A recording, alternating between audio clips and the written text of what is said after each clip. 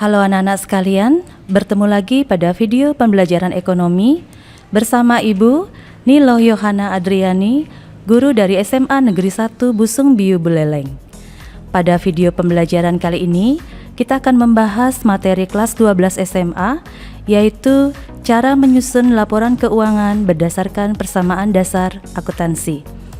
Nah, anak-anak sekalian, langsung saja kita bahas pengertian dari laporan keuangan.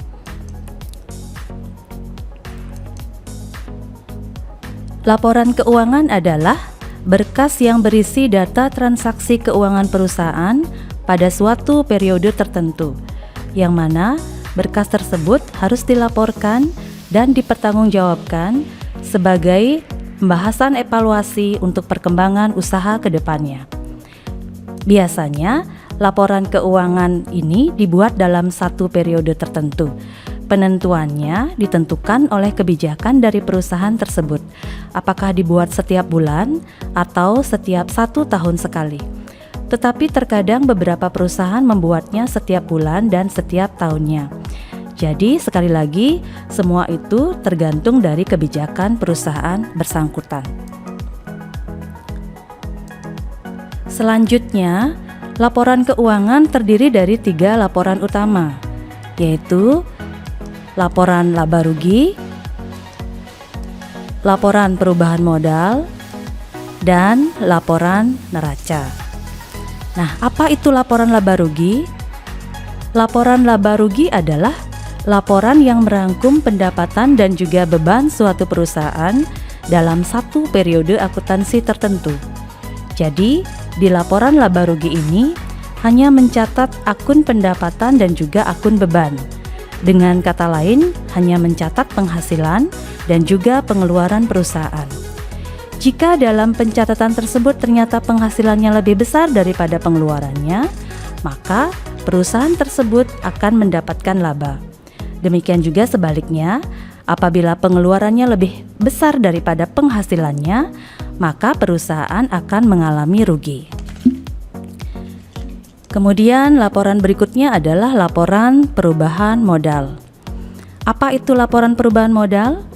Laporan perubahan modal itu adalah laporan yang khusus mencatat perubahan-perubahan modal pada perusahaan bersangkutan. Jadi kalau di laporan laba rugi mencatat tentang pendapatan dan juga beban suatu perusahaan, maka di laporan perubahan modal hanya khusus mencatat perubahan yang terjadi pada modal.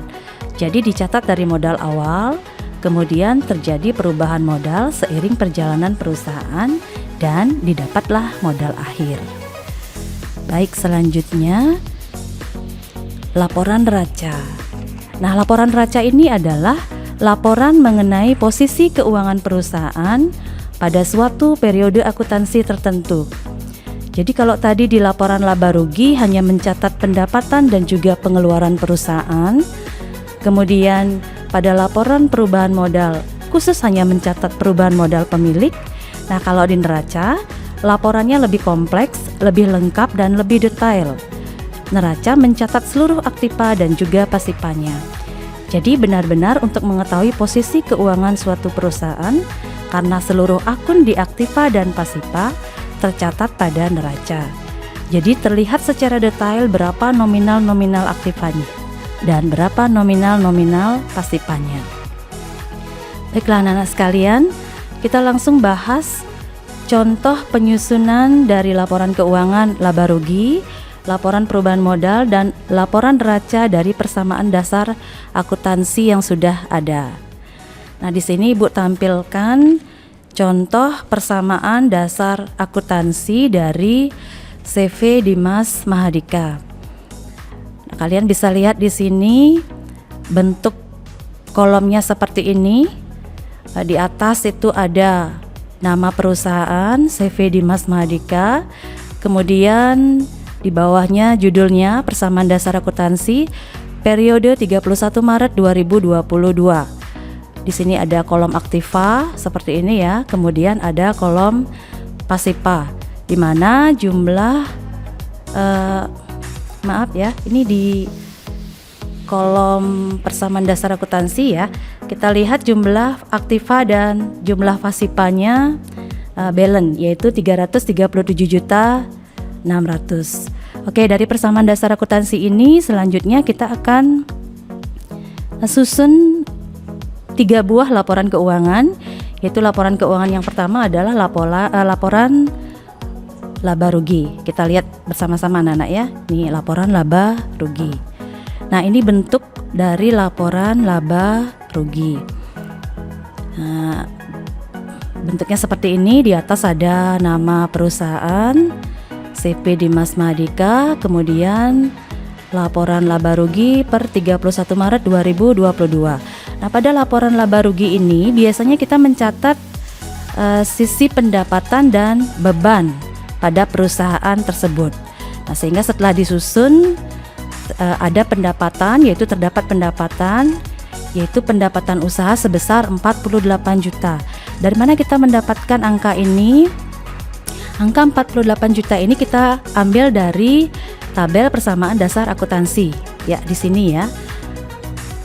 Oke, di sini ada pada kolom keterangan ada pendapatan usaha sebesar 40 juta, kemudian pendapatan usaha yang kedua ada 8 juta. Ini dijumlahkan 40 juta ditambah dengan 8 juta, hasilnya adalah 48 juta. Kita tulis di sini pendapatan usahanya 48 juta. Kemudian kita susun beban-beban yang dimiliki oleh perusahaan tersebut.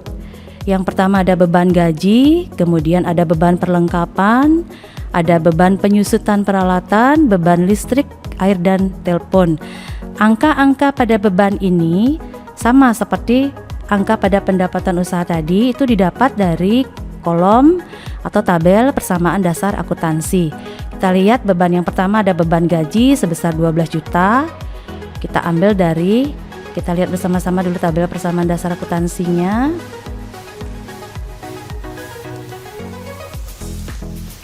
Ya, ini beban gaji yang pertama nih ya 12 juta. Kemudian beban perlengkapan ada 6.400.000, beban penyusutan peralatan 5.200.000 dan beban listrik, air serta telepon 2.800.000. Ini kita masukkan semua, kemudian kita jumlahkan sehingga jumlah beban usaha itu adalah 26.400.000. Jadi setelah semua direkap, kita kurangkan pendapatan dikurangi beban. Karena kebetulan di sini pendapatan jumlahnya lebih besar, yaitu 48 juta dikurangi 26.400.000 sehingga hasilnya adalah 21.600.000. Angka 21.600.000 ini adalah laba bersih dari perusahaan. Nah, itu laporan laba ruginya. Kita lanjutkan ke laporan yang kedua, yaitu laporan perubahan modal. Nah, ini laporan perubahan modal, bentuknya seperti ini.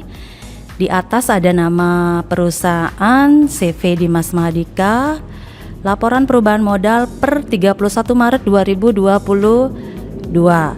Nah, kita buat yang pertama adalah modal awal Tuan Dimas sebesar 240 juta.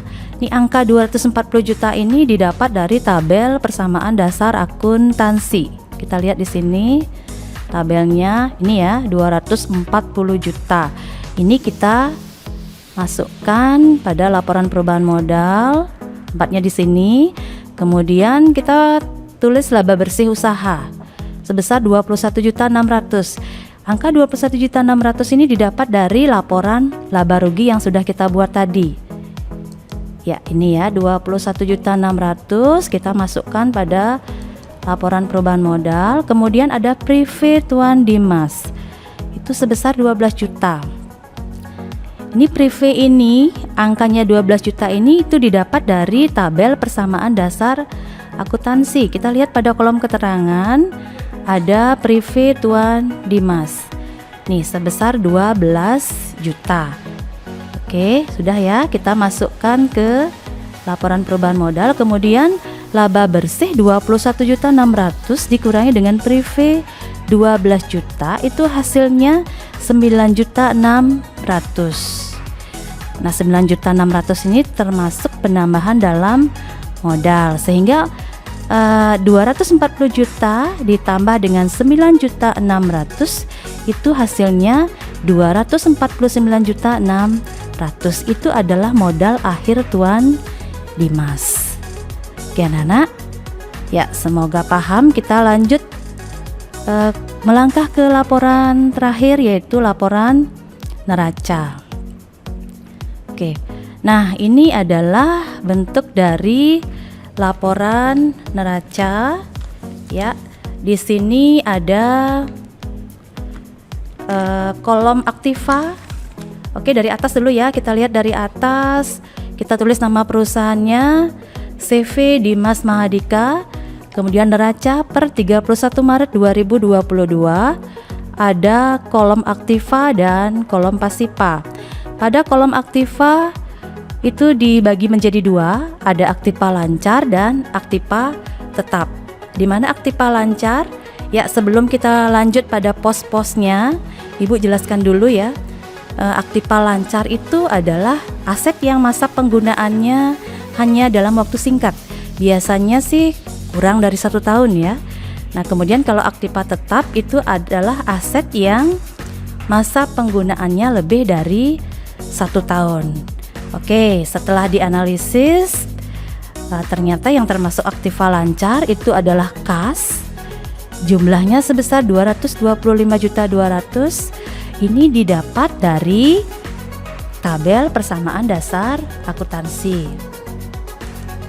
Oke, ini ya.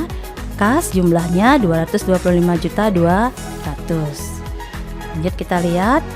Kemudian piutang usaha itu jumlahnya sebesar 8 juta rupiah. Dilihat dari tabel persamaan dasar akuntansi. Ini piutang usahanya 8 juta. Oke, terus lanjut ke perlengkapan cetak. Itu jumlahnya 5.600.000. Lihat lagi tabel persamaan dasar akuntansi. Ini ada perlengkapan cetak ya, angka ini. Oke, jumlah ini kita masukkan ke laporan neraca. Ya, jadi aktiva lancarnya adalah kas, piutang usaha, perlengkapan cetak itu dijumlahkan. Jadi total aktiva lancar adalah 238.800.000. Ya. Nah, setelah selesai menganalisis aktiva lancar, kita masuk ke aktiva tetap. Jadi sekali lagi yang termasuk aktiva tetap itu adalah aset yang masa penggunaannya lebih dari 1 tahun. Nah, ini ada peralatan cetak itu sebesar 104 juta. 104 juta, angkanya diambil dari tabel persamaan dasar akuntansi. Ini kita lihat peralatan cetak ya, 104 juta. Kemudian ada akumulasi penyusutan peralatan. Itu angkanya sebesar 5.200.000. Didapat dari tabel persamaan dasar akuntansi juga. Nih ya, 5.200.000. Oke.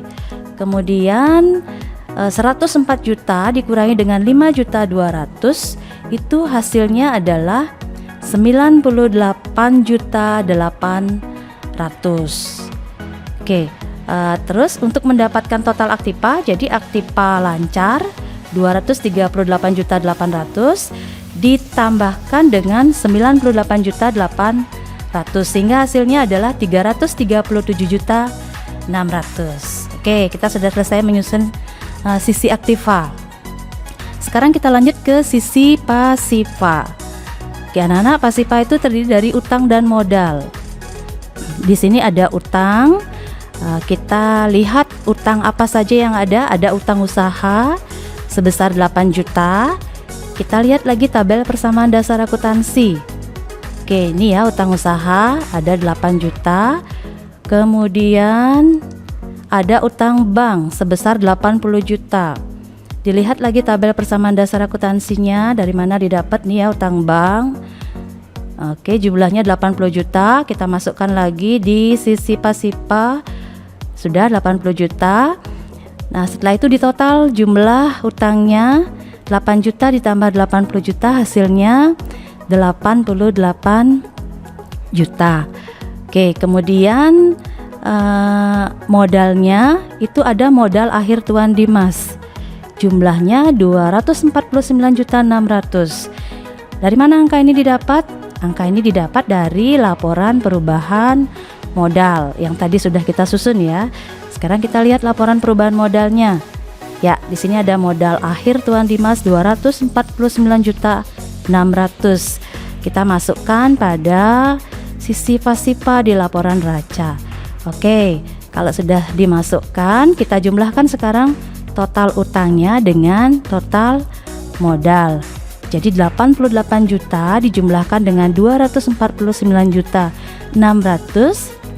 itu hasilnya adalah 337.600. Oke, kita lihat total aktiva 337.600, kemudian total pasifanya juga 337.600. Jadi balance ya, jadi sama hasilnya.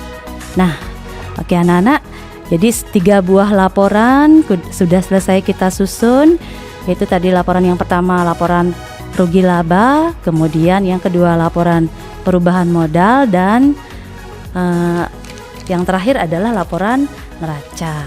Nih ya. Oke, demikianlah pembahasan penyusunan laporan keuangan berdasarkan persamaan dasar akuntansi. Semoga kalian dapat mempelajari dan memahaminya dengan baik. Terima kasih atas perhatiannya anak-anak dan selamat belajar.